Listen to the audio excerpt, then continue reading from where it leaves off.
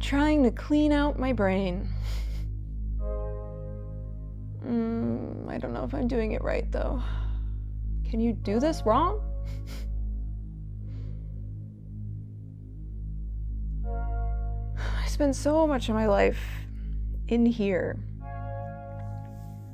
And all I want is to be out here.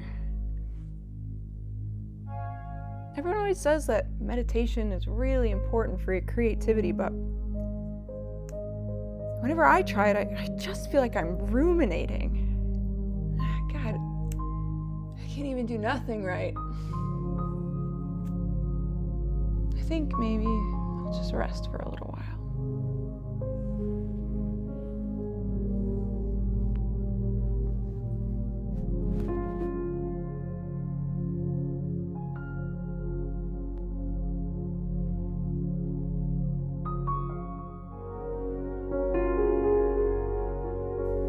Jaina?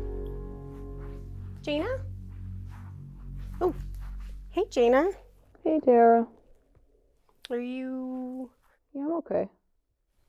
How long have you been lying here? 2 hours and 37 minutes. I'm imagining I'm on a graham cracker boat in the middle of a chocolate ocean. And I was thinking, the ocean would have to be pretty warm in order for the boat to move around.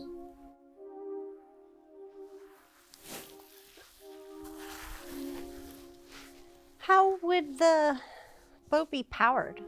By wind or by an engine? I don't think wind would be strong enough, and I think that the engine would probably just make the chocolate all gross, so I'd probably paddle. That seems like a lot of work.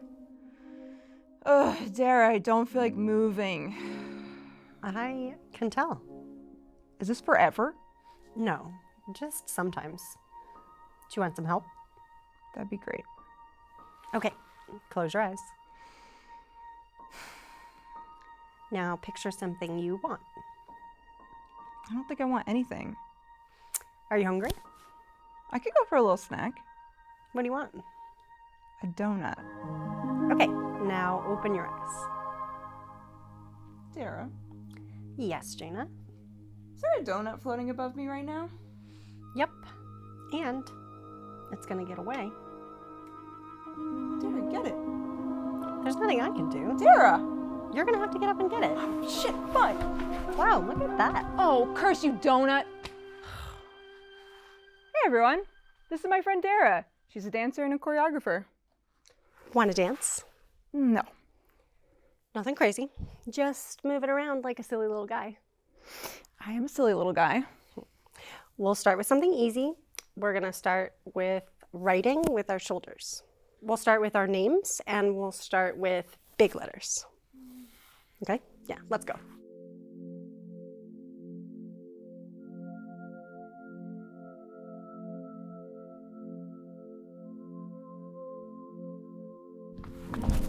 Oh, you okay? Oh, so is dancing hard? It's highly competitive at all levels. It takes sometimes an overwhelming amount of self-evaluation and critique, and it can lead to tense work environments filled with high-functioning workaholics who are pushing their body's strength and stamina to the limit. Dancers are often seen as objects for a creator to sort of play with, particularly women in the field. Women, I think, in a lot of artistic fields are often seen as and placed into the role of a muse, which also means a silent role. I also struggle a lot, like most artists, especially freelance ones, with the lack of value placed on artists culturally and financially. The amount of times I've been talking to someone and I've said, I'm a dancer / choreographer, and they respond with, yes, but what do you do for work? Yeah, I can relate to that. And sometimes I feel like, can I even call myself an artist if I'm not making a living off of it? Okay, I've got one more exercise for us. Okay. Yeah, this is really helping. We're gonna take turns picking a phrase, and then we're gonna try to embody the phrase with our movements. Got it? I hope so. This one is the sleepiest artist in the world. Oh, easy.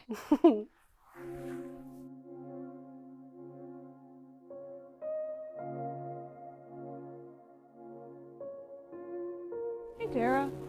Hey, Jaina. What do you do when you're feeling overwhelmed? I try to push through if I can, and focus on simple work tasks so that I can get a sense of accomplishment, even if it's I answered one email. Or playing a video game for hours and just letting my brain take a break from creation mode and work in general. Yeah. Your turn. Oh, innocent bystander on a busy street carrying too many cabbages.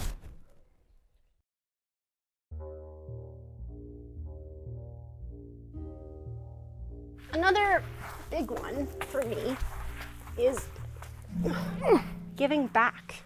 If I can use whatever experience or status I have to uplift another artist or share information that's going to help another person succeed, that makes me feel so much more grounded as an artist and as a community member. It makes me feel better to focus on what I'm doing as a way to bring myself fully present and not focus on who I am. Okay, last one. This one is called Leaf on the Wind.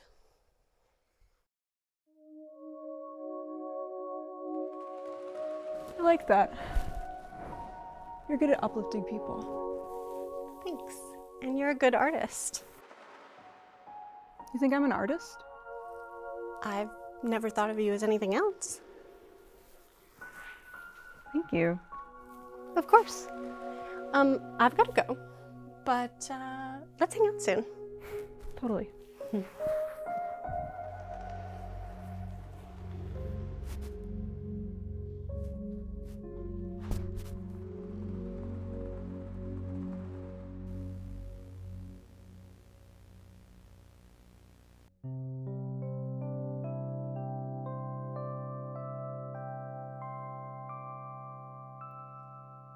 Hello, welcome back to the show, How Nice, where we talk about how nice plants are.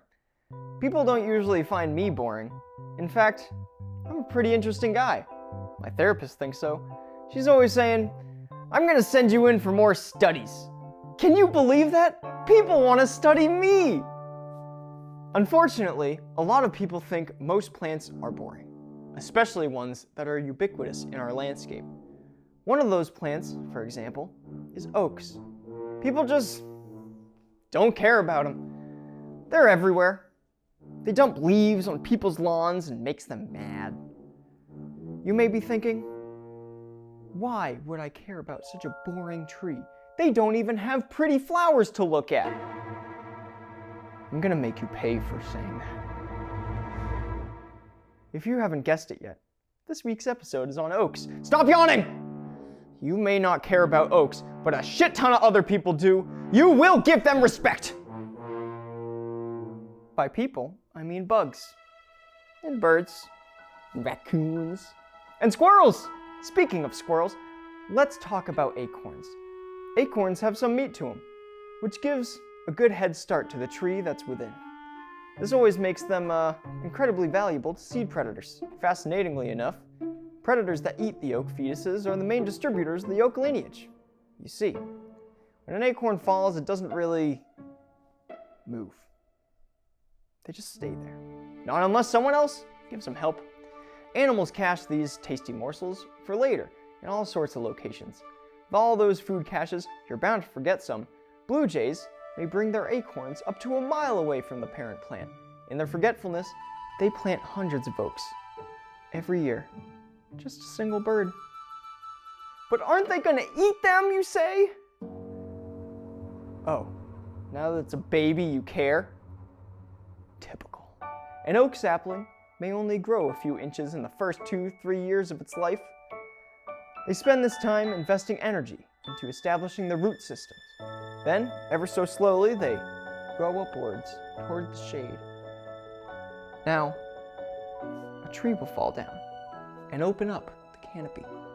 Then they just shoot up shading out their competition. It's like starving your neighbors that you've known for 50 years. Let's talk about leaves.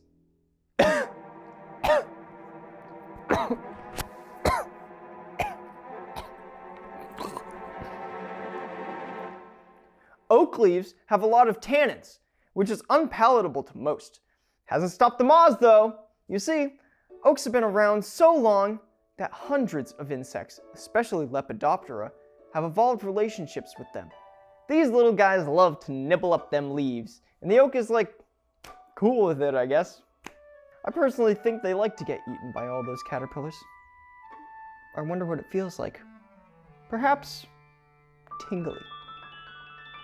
These expansive relationships mean that oak's role in supporting ecosystem diversity is disproportionately larger than others, making oaks keystone species.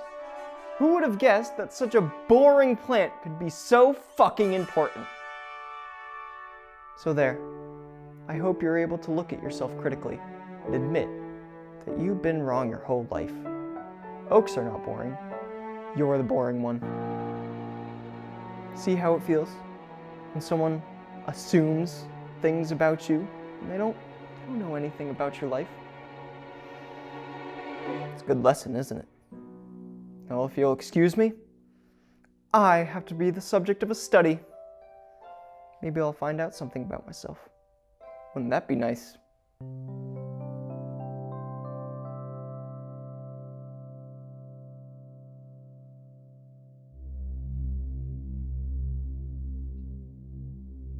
You're quiet today. Usually tough to get you to shut up. Hey. Jaina. Jaina. Jaina! Ah, giving me the cold shoulder, huh? That's fine. I can sit here and happily enjoy the silence. Perhaps you finally internalized my lessons, my teachings. Oh, I wish I had someone to teach me when I was young. It would have saved me a lot of disappointment. It would have saved me a lot of time.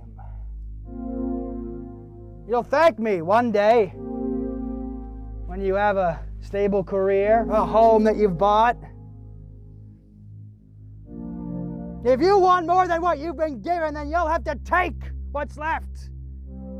Sometimes that will mean screwing people over. Sometimes it will mean stealing.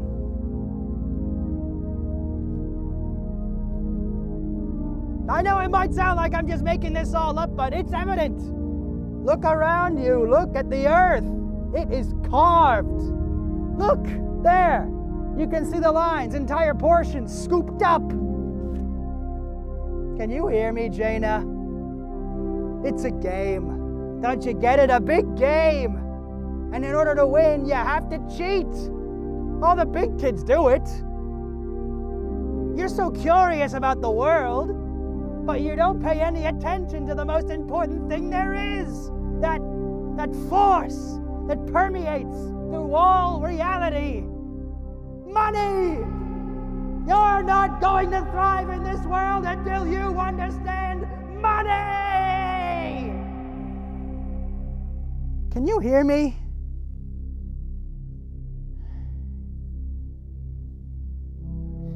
Why aren't you saying anything? No? Nothing? Fine. It's all the same to me.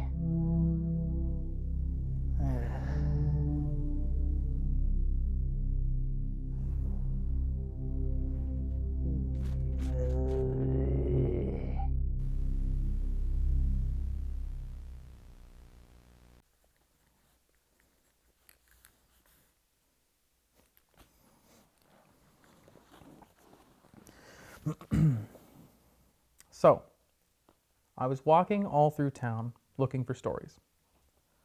I checked in the bushes and underneath rocks and in the inside of trash cans. And while there were many interesting stories, nothing really popped out to me. That is until I passed a woman in a bog, laying on a patch of moss in the middle of a body of water. Now, typically in this situation, I would instinctively run away, but my curiosity overpowered any historical fears of sirens, which I have kept secret until this very moment. The woman had a faraway look, and she seemed to be looking for birds in the trees or perhaps something past the sky. I called from across the water, "Would you be so kind as to tell me a story?" And from across the water I heard her say, "I'd rather not." "Do you mind if I ask why?" No response. I asked more questions. "Where are you from? What is your name? Do you need help?" At this, she actually turned to me as if seeing me for the first time. Then with an exasperated sigh, she pointed at a puddle at the base of my feet. It was a murky puddle, with a reddish organic matter circling round and small mushrooms popping up on the side. Confused, I asked, "Am I supposed to drink this?" She wagged her finger. "Am I supposed to, dunk my head in here?" She nodded and put her finger up to her lips and shushed me. I dunked my head into the pool and found myself flung into, I suppose, her life, her memories. Her name was Wanda. She was born in a prominent family with a silver spoon in her mouth.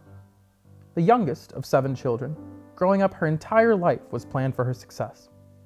She went to the most prestigious of schools and studied with the finest of teachers.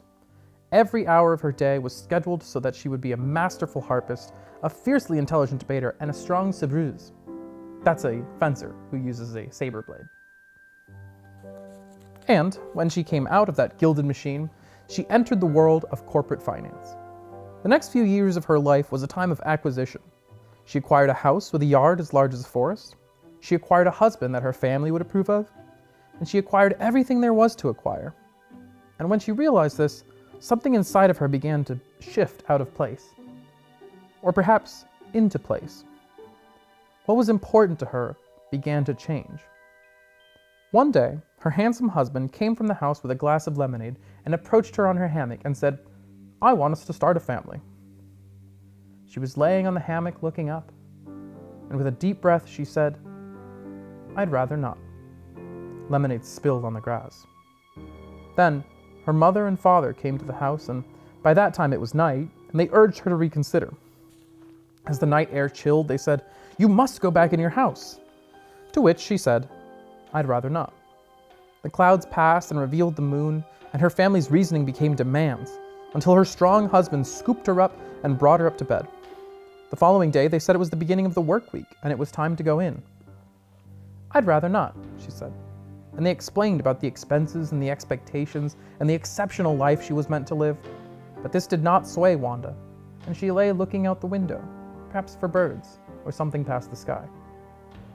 Her husband had made calls and explained to her office that she was not feeling well and would be using her sick leave. It would buy them time to figure all this out. Surely it wouldn't take longer than a week. The doctor shined lights in Wanda's eyes and took her temperature and asked her questions. Returning his stethoscope around his neck, he explained it was likely she was having a manic repressive episode brought on by self-imposed pressure, or she had succumbed to a deep state of prepartum depression instigated by her inability to have children, or she was in a state of schizophrenia triggered by some sort of chemical imbalance. She still walked around the yard, looking at this or that. When she was hungry, she went into the kitchen to make a sandwich or ate blueberries from the garden, but she barely spoke. Her behavior remained a mystery to all of her witnesses, and whenever she was prompted to do anything outside of her daily ritual, she would simply say, "I'd rather not." Her father screamed at her at the top of his voice. He spoke of wasted potential. He cried, "What am I supposed to do with you?" He stomped and broke things. His wife consoled him, reminding him that 1 out of 7 isn't a bad ratio. And this happens to families all the time. Sometimes it's just a bad apple. But he wasn't convinced. He had seen what his daughter was capable of. He had seen her competence demonstrated. This was clearly a choice, and a choice he could not comprehend. So he decided to make her choose. An ultimatum. He said to her, "You either snap out of it and return to the real world, or I withdraw all of my support for you and disown you from my will, so help me." You can either start a family with your loyal husband or get back to work. And to this she said, I'd rather not. He did not expect her to say that, which was odd, considering it had been a position she maintained for weeks. But he had learned long ago never to make a threat if you're not willing to follow through with it.